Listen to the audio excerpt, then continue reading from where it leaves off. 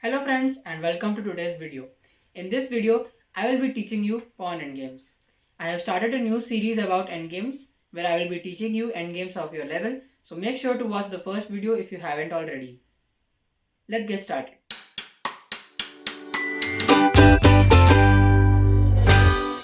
Hi friends, my name is Ishan and today I will be teaching you pawn endgames.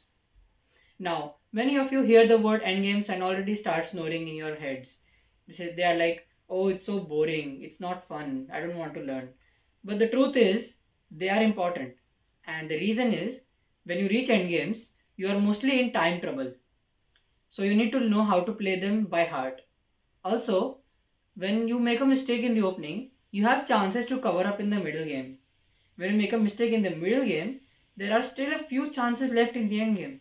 But if you make a mistake in the end game, there is no place left to cover up. You will have to try your luck in the next game, which is not what we want. So end games are important. A wrong king move in the king and pawn endgame can lead to a loss of a half or even a full point. So endgames are important and they must be learned. Also, watch until the end for me to tell you the answer of the puzzle I gave you in the previous video. So this is a position. We had already discussed the position with the pawn on a4 and c4 in the previous video. So now I have moved the position one file to the right, and what happens here is it is a win for white because now there is no case of a rook pawn which is obstructing the outflanking from happening. So no matter what black plays, if he plays king d7, then we can just play d5, c cross d5, king cross d5, king c7, king c5, king b7 and king b5. And now if you see in the previous position, the pawn was on a4.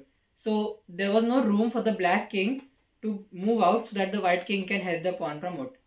But in this case, let's say he plays any move, we have space to move and we can easily win the game using some basic king pawn endgame maneuvering.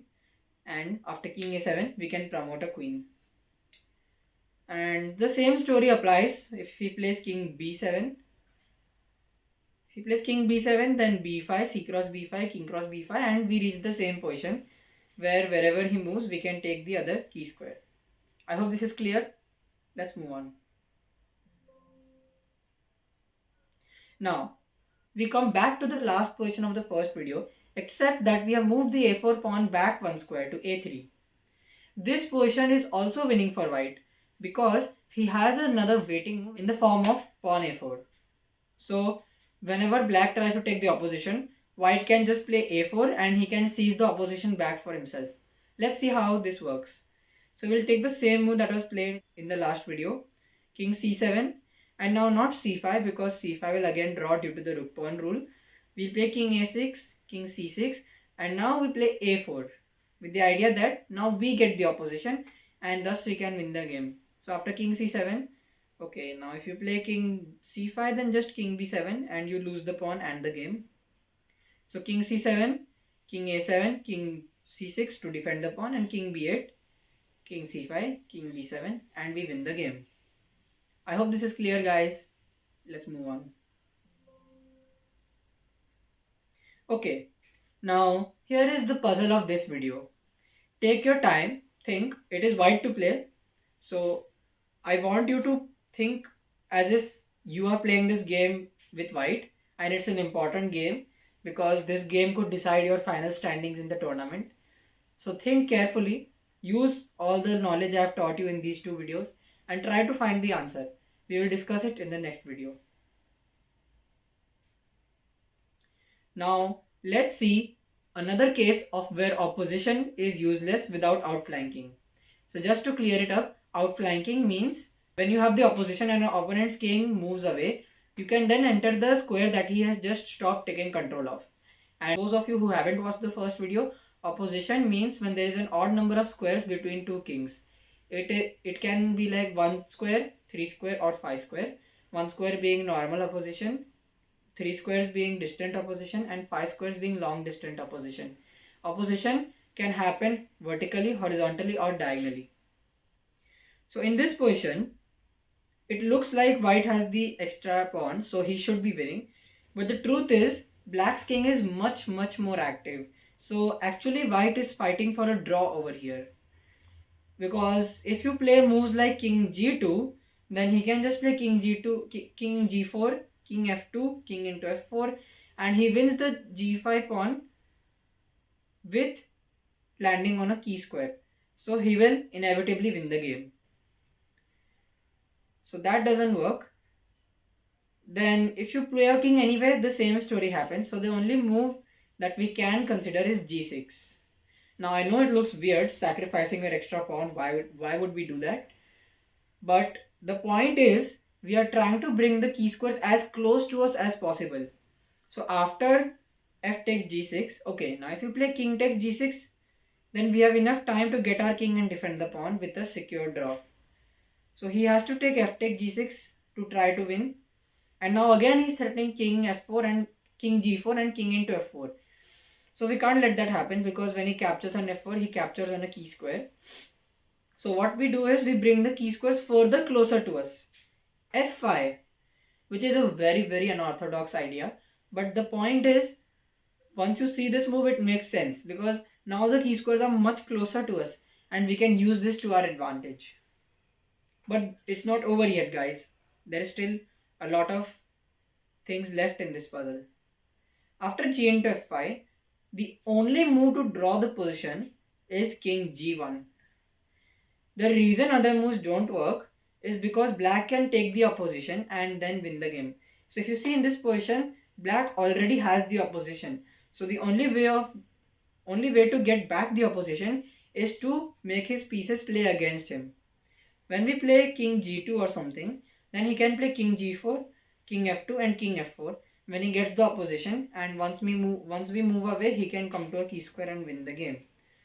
And same applies for if we play king h2. If we play king h2, then also he can play king h4, maintaining the opposition. He won't play king g4, because then we can get king g2 and draw the game. And then again after king g2, king g4, king f2, king f4, he can draw the game. He can win the game. So king g1. Now you will say, okay, so what's so special about this move? The point is, his pawn on f5 is perfectly placed for us to block him from using that square. So now if you place king g5, which is the only logical move maintaining the opposition, because if you play something like king g4, then king g2, king f4, king f2, and we can draw the game. We will just shadow his king, and I had already shown you in the previous video how we can draw this if he moves his pawn ahead. Now if you place king g5, which is the only real try to win, then we can play king f1, which is again a brilliant move, because the point is, he would love to play king f5 and maintain the opposition, but his own pawn on f5 is coming in the way, and thus he has to play somewhere else when we can draw the game. So now if he plays something like king f4, we can just play king f2 and draw the game. And instead of king f1, if we play king g2, then again he can play king g4 and win the game. I hope you guys are understanding. Let's move ahead. Now, this is a little bit more complicated than the first few examples we saw. There is a lot of theory involved, so just pay attention. The first thing we need to do in this position is to try and identify the key squares. So it's white to play, and we have an extra pawn, but we can't really make use of it unless we get our king. And if we randomly start getting our king, black can time his king movements to get the opposition when we can't win, because he will always be there in time to avoid us from getting to the key squares. So pause the video and try to find out what are the key squares in this position. I hope you have paused the video and found it out. And the answer is, the key squares are e6, f6, g6 and a6, b6, c6. Because if our king lands on any of these squares, then we can win the black pawn by force and thus win the game. Now we need to work towards getting one of these. So how do we go about this position? Obviously, targeting the key squares on a6, b6 and c6 is a bad idea, because black's king is much closer to those squares than we are, so he will be able to control them much faster than us. So the only real idea is to try and control the is to try to get on the king side key squares, which are e6, f6 and g6, because there we have hope of getting opposition. Now let me introduce you to the concept of major line. So major line basically means when there are three connected key squares, as in this case e6, f6 and g6. So when there are three connected key squares like e6, f6 and g6, the major line is usually the line on which the middle key square sits. So in this case, the f file is the major line. What is the relevance of the major line? Well, we have to try to take opposition on the major line, because that way we will be able to go on any of the three key squares if his king moves away. So what is the move? Again, I would recommend you to pause the video and try to find it for yourself. The answer is king g2. When we are trying to outflank him and directly head toward the g6 square, so he's forced to defend it by coming to the f file, and then we can look towards getting the opposition.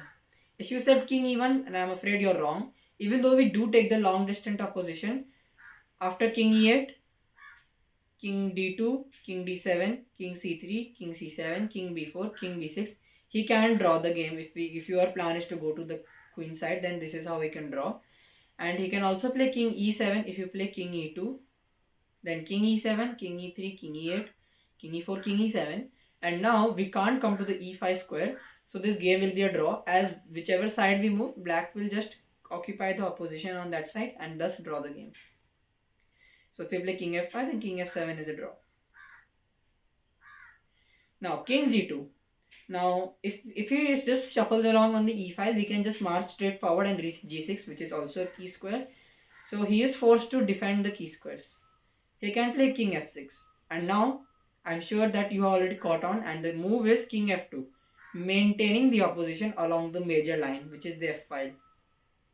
So after king e7, okay, if you play any other move like king f5, king f3, king e5, king e3, and after king f5, king d4, with the idea of c5, and his king is too far away to prevent it, and then we can win using the king and pawn versus king key squares. And if we play something like king g6, then we can play king e3 and shift our way over here, when we can win with king a5, maintaining the diagonal opposition. And after this, king b5, wherever you go, I can occupy one of these three key squares. So king e7 is a try. When we again play king g3, again advancing towards our goal of reaching g6, and again the same pattern continues. After king f7, we play king f3, maintaining the distant opposition, and again after king f8, we play king f4. After king f8, you can't play king g5 because he's ready to oppose us with king g7. So that doesn't work. Instead, we should play king f4, maintaining the opposition. And after king e7, king g5, king f7, king f5, we win because wherever his king moves, we can go to the other key square. So for example, king e7, king g6, let's say something like this, and we can win the pawn by force. And once he moves his king, we can win the pawn. Just before we go, I want to show you the answer of the puzzle that was in the last class. So the answer of the puzzle is, you can play king d4, when after king f5, king d3, king e5, king c4, king e4, it looks like black has won the pawn, but instead you can play king c3, and after king d5, king d3, king c5, king c3, you manage to draw the game because you have the opposition. It's not necessary to play the first move king d4, you can also draw by using king c4, but the idea is you have to get the opposition after he captures the pawn. That's it for today. I hope you like this video, and please make sure to like, subscribe so I can make more content like this. Thanks for watching.